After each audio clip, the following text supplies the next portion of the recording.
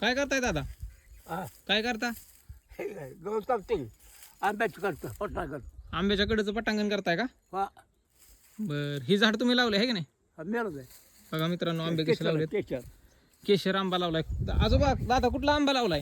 हा कुठला आंबा आहे? आंब्याची जात कुठली? हे केशर केशर केशर आंबा लावलेला आहे.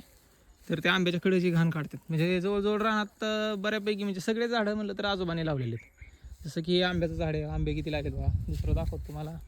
इथे एक आंब्याचं झाड लावलेलं आहे. हे जांभळीचं झाड त्यांनीच लावलेलं आहे. तुरा बघा जांभळीला किती लागलेलं आहे. यावर्षी जांभळं खायला भेटतील. असंच अजून एक झाड पुढं एक आहे, थांबा तेही दाखवतो तुम्हाला.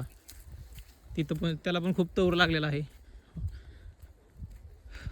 म्हणजे आजोबांना छंद आहे झाडं लावायचा, स्वच्छता करायची.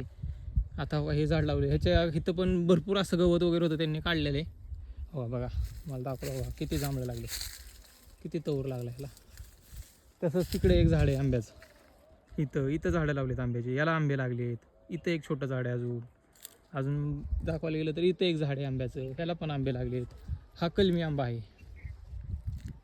तुम्हाला तोही आंबा दाखवतो.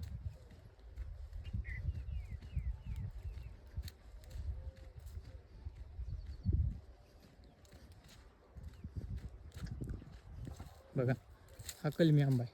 हा खूप मोठा आंबा होता आणि खायला अतिशय गोड. अजून एक आहे, तो त्या घरापाशी आहे, दाखवतो. एक मिनटं व्हिडिओ पॉज करतो मी. बघू शकता इथं 2 झाडं लावलेली आहेत. एक हे लावलेलं आहे, याला पण यावर्षी आंबे लागलेत, मागच्या वर्षी नव्हते लागले याला. इथं आहे बघा, खालून दाखवतो किती आंबे लागलेत.